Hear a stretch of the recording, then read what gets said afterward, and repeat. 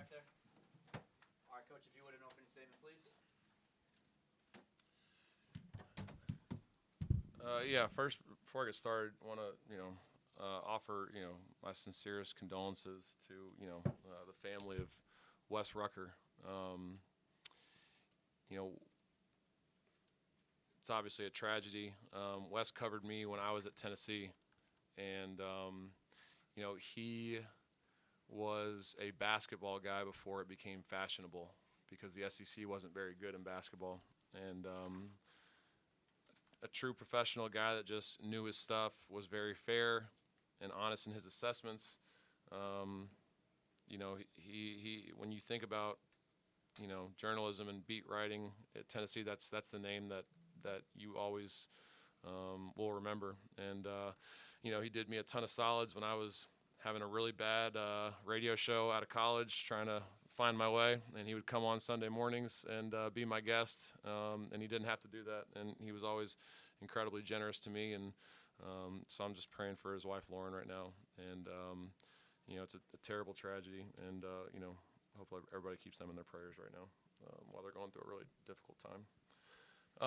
Once again, our fan base, whether we deserve it or not, they are unbelievable, and they just continue to show up and show out and just continue to support this team. And we're so thankful and we're grateful. The Outlive game was another huge success. My sister Jackie did an unbelievable job of putting the event on, and raised a ton of awareness and hopefully a ton of money. So incredibly appreciative to our fan base and our administration for allowing us to keep this tradition going. And it's obviously a great cause, and was another successful night. Big win, obviously, for our team. Felt like that was one we had to get, just based on where we were in the season and that recent 5-game stretch. Our guys, did a good job of, kind of battling the highs and the lows of that game, because there was a bunch of them. There was 11 lead changes, game was tied 10 times, and our guys just continued to fight. We got down 9 early, had to burn a timeout and just kind of refocus the group. We had to fix our body language a little bit. Wasn't great at halftime. Wasn't great coming out of halftime. And then Elijah Freeman comes in, and him and Keyshawn Murphy are just, phenomenal the second half, and just did a lot of really good things for us. We had to do a better job of finishing games. We were up 4, I think, at the under 4 media, and just talked about having to finish. And we had 2 coverage mistakes on back-to-back possessions that led to threes, very similar to the Mississippi State game. So we got to stop doing that if we want to win. So a lot to learn from, but down 3 late, find a way to get to the free throw line, make 2, and draw a foul on the press. And our guys just hung in there, and Elijah obviously makes a big play late. So with that, take any questions. Obviously, Elijah getting the putback at the end, but he was plus 10 for y'all tonight. Led the team. Just how big was he in the end, but also just throughout the game, giving y'all that spark? Yeah, that was about as physical I've seen him play offensively, probably. In a while. He was just had his shoulders down, did a great job putting the ball on the floor and just being aggressive. And I liked a lot of the looks that he had in the game. He had a couple clean ones from 3 that I thought were in, and he just did a really good job of just playing physically. And to be plus 10 in a 1-point win really speaks to his contributions, and did a lot of really good things out there defensively. And he was great tonight. So that's the Elijah that we need every game in order for us to beat the best teams on our schedule. So our bench gave some good contributions tonight, and Elijah was great. Stephen, you mentioned Mississippi State. What does it say about the resiliency of your team that you're going through that possibly again, but this time they bounced back and made the plays at the end? And the second part is, what did you see on that? I think it was Kevin Overton that drew that foul there late. What did you see on that play? Our guys did a great job of bouncing back. I think it's been a pretty interesting slate up to this point. I don't ever want to say that we've been unlucky, but if you look at some of the performances that opposing players have had, especially from 3, I think we've had 11 or 12 guys since conference play has started that have either matched their season highs or had a season high in 3-point makes against us. And a lot of those guys are guys that are like shooting 28 to 32% from 3 at the time.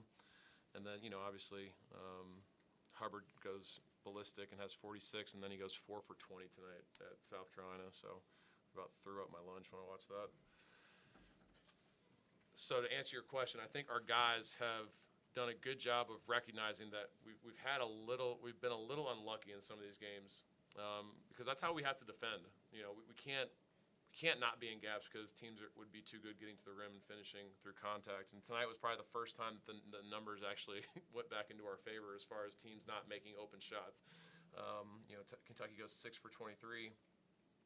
They shoot like 36%, I think, from three. So finally, we had one go our way, which was great. And then KO was in a stance, and KO's back's to me, so I didn't see the play, but looked like he extended his arms, and we got the offensive foul, so we were able to get the ball back, and did a great job of getting an inside touch so we could at least have the opportunity to get an offensive rebound.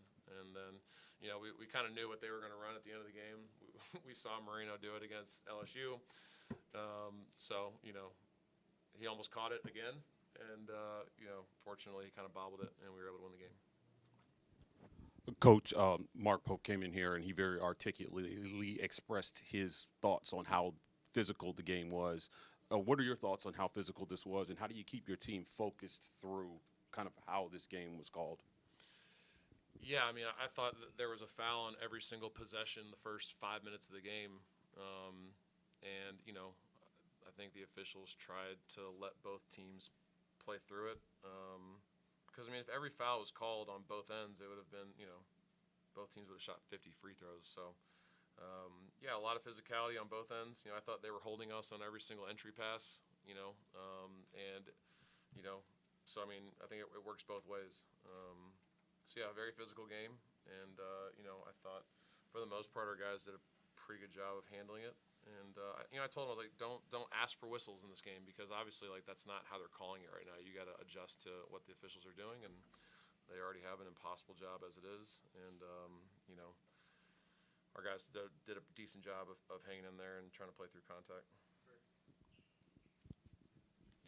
Murph going 25 and 10 in 24 minutes, and 8 of those boards were on the offensive end. It was just how huge was he in this game, considering Kentucky's got a lot of dudes that play up front. Right. No, he was great. We talked about trying to set the tone early in this game and send a message as far as how we were going to play. And Murph having 4 offensive rebounds pretty early in that game did a really good job of kind of establishing his presence early. That was what Mississippi State did to us early in the game, and Murph took to the coaching, and he kind of flipped that tonight, which was great. And then obviously, I didn't realize he had 25. That's he obviously played great and made his free throws. And after we had 2 just horrendous defensive mistakes, they don't guard him at the top of the floor, and he just bangs that 3, which was obviously that kind of shifted the game right there. And he had a lot of step up tonight, and I'm glad he played well, because obviously he was disappointed in how he played against Mississippi State, and he followed it up with an incredible effort tonight. Stephen, you mentioned Kentucky's three-point shooting coming way down in this game. What did you see defensively from your squad, particularly as y'all were making your comeback in the second half? I think they went 6 minutes without a basket at one point. Kentucky did. Yeah, I think we were a little more connected, and I got to watch the film obviously, but I thought we just did a better job of communicating our switches. We did a good job communicating our ball screen coverages. We did a better job with our framing.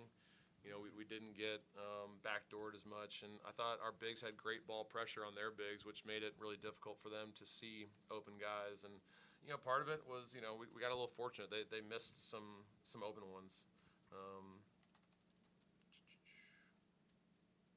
Chandler goes 1 for 6, so that's obviously very important for us. But we went 5 for 19, so we missed our fair share as well. So. I just thought we were more connected defensively. Did a good job communicating, and I thought Keyshawn Hall. Here's your difference. Keyshawn Hall had 8 huge defensive rebounds, and a lot of those came in the second half, so we were able to finish possessions. Coach, seems to still be a lot of hard coaching and conversations going on with guys like Tahad and Keyshawn Hall. Again, you're struggling offensively tonight. What are those conversations for you tonight in particular, and then just moving forward with some of your best players? I asked them, there's a couple restaurants in Norman, Oklahoma that we're trying to decide on Monday night if we're going to go to, and we said we're going to go. No, honestly, I'm not really sure which conversations you're referring to, but at the end of the game, I lit up Key because he had two bad defensive mistakes, and Tahad, I think the one you're probably referring to is when he fell down. So both those came late, right? Is that what you're probably talking about? Yeah. Okay. So Tahad falls down when he's on the baseline runner action, and Chandler's coming off, and he's like, well, he pushed me with 2 minutes. I was like, I don't care if he, suplexed you. You got to get through that. You can't be on the ground because then we're outnumbered if bodies are on the floor. So, yeah, I mean, we had a spirited conversation, but, he was good, and he locked back in and, did a good job. And then Key just, had two tough mistakes late. Let Owe drive it left downhill, and we talked about sending him right, and we messed up what we call a top on top, bottom on bottom, and gave an open three in the corner. So that was my conversation with him. Steven, I think it was right after the game Wednesday, you immediately talked about just how big this game was to get the win in the last seconds. How important is this for your team with 4 games left? Yeah, it was crucial. It was a game that we had to have. Obviously, we'd kind of played our way into a bubble situation, and that's going to be another. I'm not sure how much they'll move. They're at 30 right now in the net, so hopefully only winning by 1 moves them up a spot, and we can keep it as a quad 1 because every quad 1 win is obviously important. So that's going to be our 5th, I think, of the season. Which is significant because a lot of the teams on the bubble don't have that many. So, huge win for us, but it means nothing if we don't prepare for Oklahoma with the same desperation that we prepared for tonight. All right, thanks, guys. Thanks. Come on, man. What are we doing?